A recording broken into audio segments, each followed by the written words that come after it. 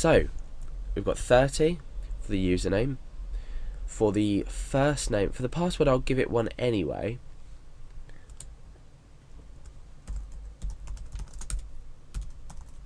And perhaps you could specify a minimum length as well. Well, no, we can't actually do this, but I mean, in PHP we could give it a minimum length that it needs to be for security reasons. In fact, I'll leave this out for now because I don't want to be writing too much code and waste too much time. So max length. Okay, so we'll put a max length in here for the first name, and that's going to be 40. Remember, 40.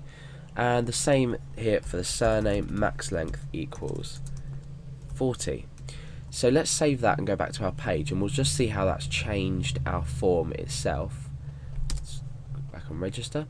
Okay, so first name, let's type in a load of rubbish and we can see when it stops.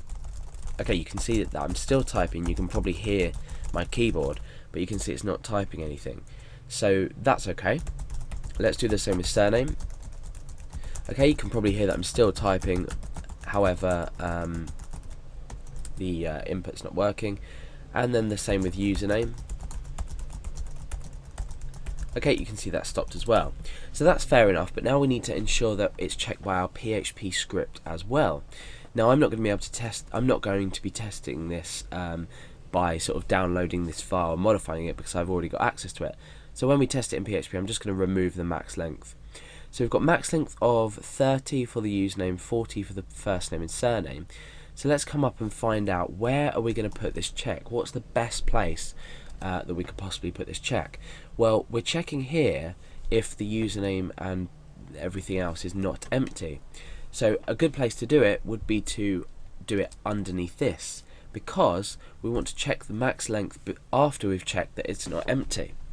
So let's we'll indent in, and then we'll indent the rest of our code in a minute. So we're going to create an if statement with a condition here, and then start a block. The block ends after this, so it would be down. Let's just double check where it would be. So if we come over to this one here, it's going to be if, and then if else. It would be here. So let's indent the rest of this. It might be there anyway. We might return an error, but it's hard to see when you're doing things like this. So what we want to say is, if strlen of username is greater than 30, and remember this is the condition, and then we say else the rest of the code. So if the string length of username is greater than 30, or the string length of first name is greater than 40, or the string length of surname is greater than 40, we need to echo, please adhere to max length of fields. Now the reason we're not giving a user-friendly message here is the only reason this would ever this error would ever be returned if someone had modified the form themselves. Max length is a standard property for input types, so therefore all browsers will pick up this max length, and they'll always allow you only a max length. So we're only doing this if people are going to mess around with our form. So let's change the max length up to 100 for each of them, so we can test this, and then we'll change them back in just a moment. Oh, I want to save that. Save. Okay. So let's refresh the page. Okay, so let's enter a load of rubbish into there. Okay, let's enter a password sensibly because we need this to match. And a load of rubbish into here.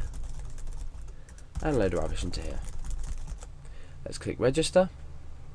And it says please adhere to max length of fields. Okay, so now let's sensibly register a user.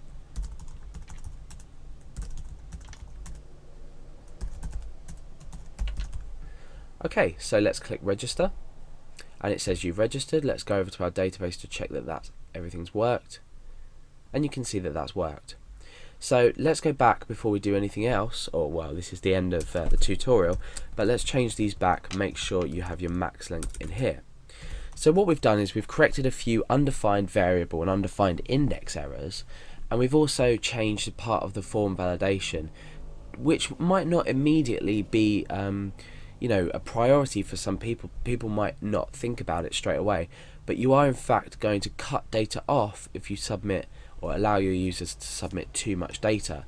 So for example, if it was a description about themselves, you might want to limit them to 200, 300, you know, 500 characters, but then you need to take into account that you need to limit them, otherwise your data is going to be cut off when you submit it in MySQL.